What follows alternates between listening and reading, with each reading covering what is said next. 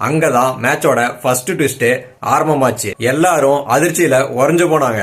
தோத்துட்டோமோ அப்படின்னு நினைச்சாங்க. இந்தியாவோட இந்த யுக்தி நல்லா வேலை செஞ்சதுங்க. அக்சர் பட்டேலோட அந்த ஓவரை பொழந்தாருங்க கிளாசன்.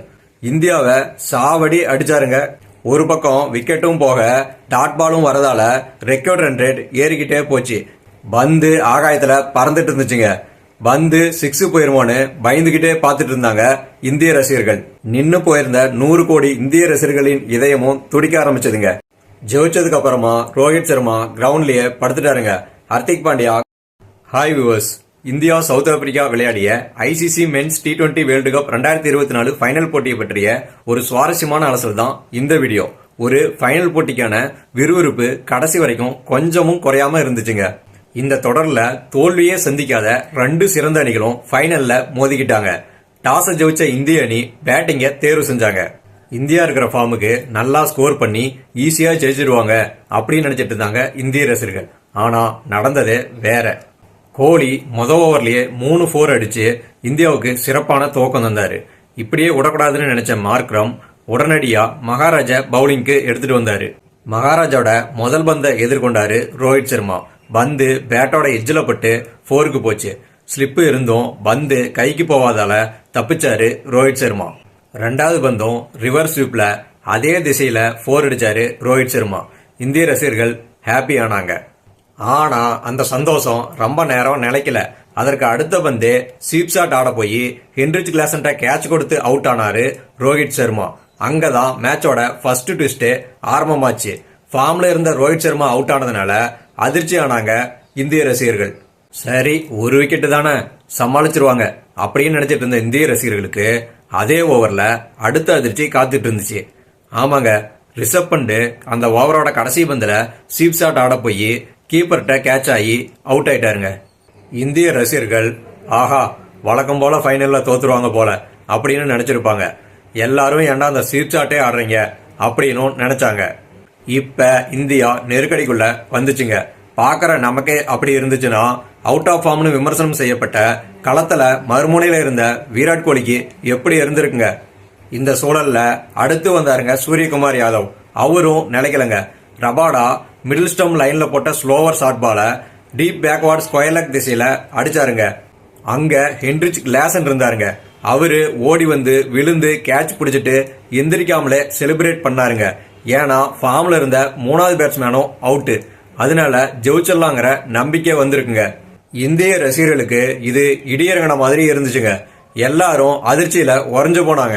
தோத்துட்டோமோ அப்படின்னு நினைச்சாங்க. இந்த நேரத்துல ஒரு புத்திசாலித்தனமான முடிவு எடுத்தாங்க இந்திய அணி. சிவம் டூபேக்கு பதிலா அக்சர் பட்டேல் வந்தாரு.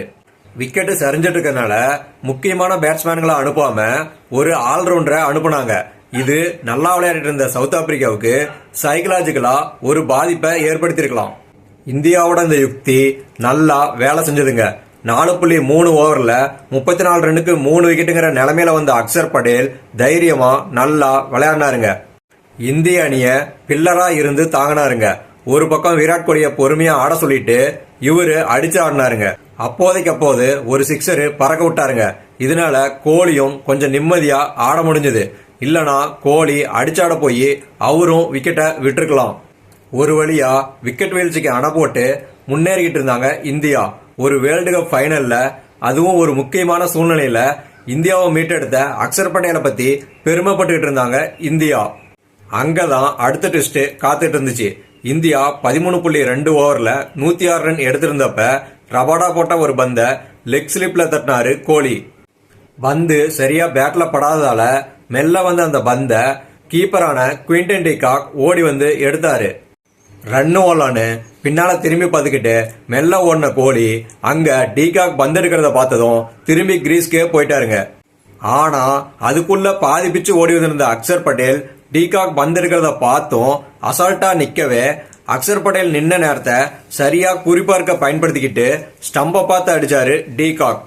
அவரு அடிக்கிறத பார்த்ததுக்கு அப்புறம் ஓடி வந்தாரு அக்சர் பட்டேல். அந்த பந்து சரியா ஸ்டம்ப் அடிச்சு பவுண்டரிக்கு போயிடுச்சு. அக்சர் பட்டேல் சில சென்டிமீட்டர் கேப்ல ரன் அவுட் ஆயிட்டாரு. அக்சர் பட்டேல் நல்லா விளையாண்டும் இப்படி அசால்ட்டா இருந்து அவுட் ஆயிட்டாரேன்னு சலிச்சுக்கிட்டாங்க இந்திய ரசிகர்கள்.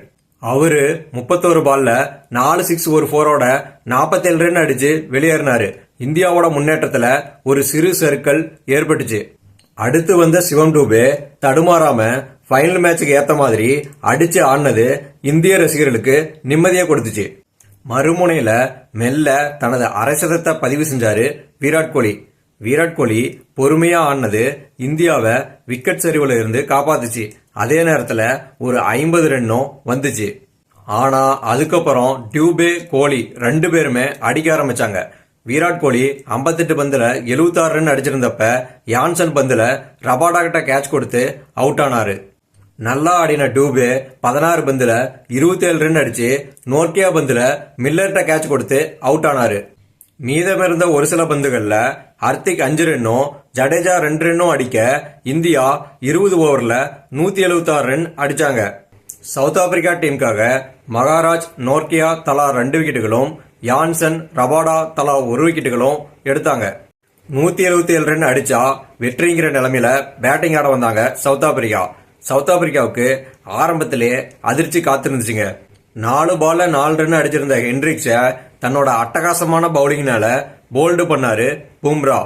அடுத்து வந்த கேப்டன் மார்க்ரம் 4 பால்ல 4 ரன் அடிச்சிருந்தப்ப ஹர்தீப் சிங் பந்துல கீப்பர்ட்ட கேட்ச் கொடுத்து வெளியேற பிரஷர் சவுத் ஆப்பிரிக்கா மேல விழுந்துச்சுங்க.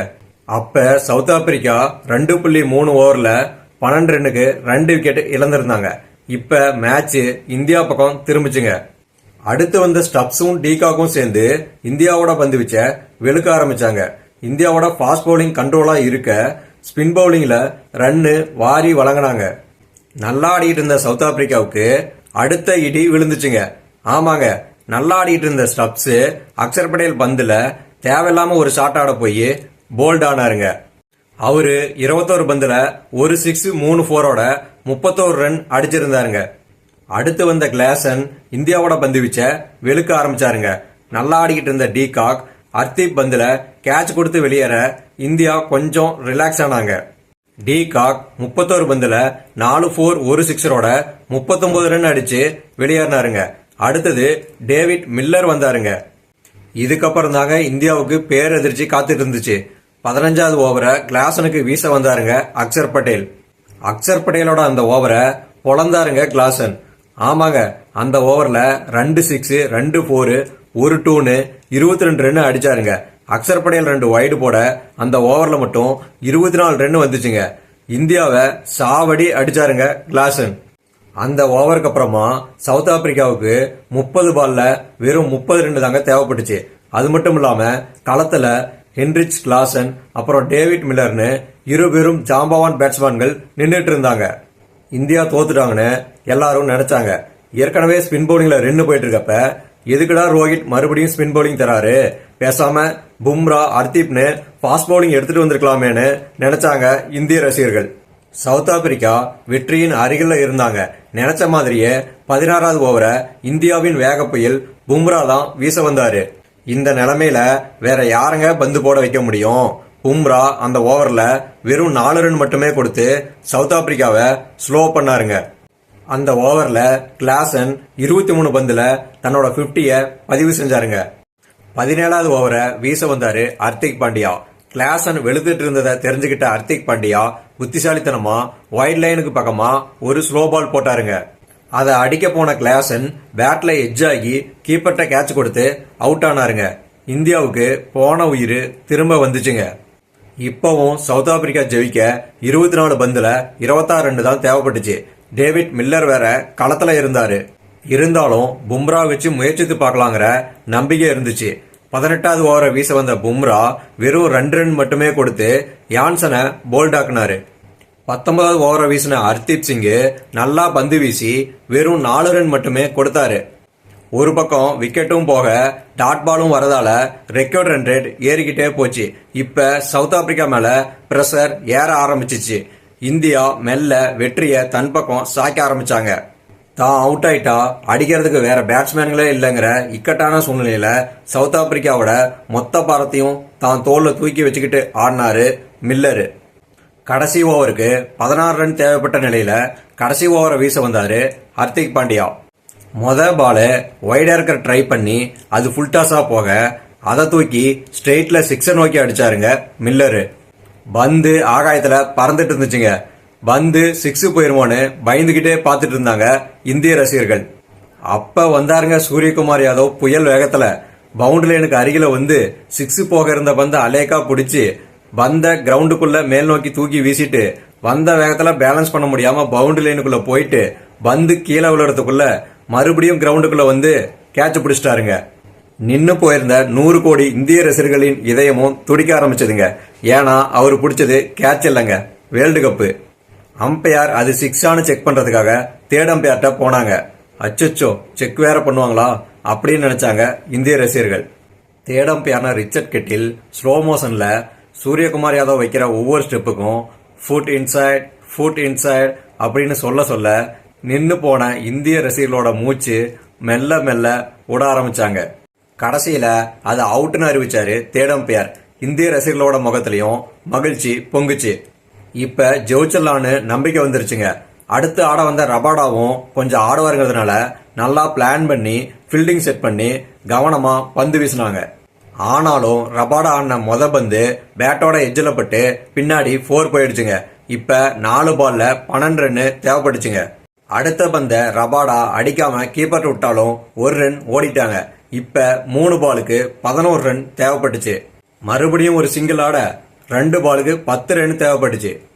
சரி, இந்த பால் டாட் பண்ணிட்டா ஜெயிச்சிடலாம்னு நினைச்சாங்க இந்தியா. ஆனா அந்த பால் வைடா போயிருச்சு. இப்ப 2 பாலுக்கு 9 ரன் தேவைப்பட்டுச்சு. ஹர்திக் பாண்டியா வீசின அந்த பந்த ரபாடா தூக்கி அடிச்சாரு. அந்த பந்து நேரா சூரியகுமார் யாதவ் கையில போய் விழுந்துச்சு. இப்ப ஒரு பால்ல 9 ரன் தேவைப்பட்டதால இந்தியாவோட வெற்றி உறுதியாச்சு. இந்தியன் பிளேயர்ஸ் செலிப்ரேட் பண்ண ஆரம்பிச்சாங்க. இந்திய ரசிகர்களும் செலிப்ரேட் பண்ணாங்க. கடைசி பால்ல 1 ரன் மட்டும் அடிச்சதால இந்தியா 7 ரன் வித்தியாசத்துல வெற்றி பெற்றாங்க. ஜெயிச்சதுக்கு அப்புறமா ரோஹித் சர்மா கிரவுண்ட்லயே படுத்துட்டாருங்க. ஹர்திக் பாண்டியா கிரவுண்ட்லயே கால் நீட்டி போட்டு உக்காந்துட்டாருங்க. ஜெயிச்ச சந்தோஷத்துல ரோஹித் சர்மா, ஹர்திக் பாண்டியா போன்ற பிளேயர்ஸ் எல்லாம் கண்ணீர் விட்டு அழுதுட்டாங்க. ஃபைனல்ல இந்தியாவுக்காக ஹையஸ்ட் ஸ்கோரு கோலி தாங்க அடிச்சிருந்தாரு. இந்திய தரப்புல ஹர்திக் பாண்டியா 3 விக்கெட்டும், பும்ராவும் ஹர்தீப் சிங்கும் தலா 2 விக்கெட்டும், அக்சர் பட்டேல் 1 விக்கெட்டும் வீழ்த்தினாங்க. ஆட்ட நாயகனா விராட் கோலி அறிவிக்கப்பட்டார். தொடர் நாயகனா ஜஸ்பிரீத் பும்ரா அறிவிக்கப்பட்டார். இந்திய அணி 17 வருடங்களுக்கு பிறகு மீண்டும் 20 ஓவர் உலகக்கோப்பையை கைப்பற்றினாங்க. மீண்டும் உங்களை அடுத்த வீடியோல சந்திக்கிறேன். நன்றி மக்களே.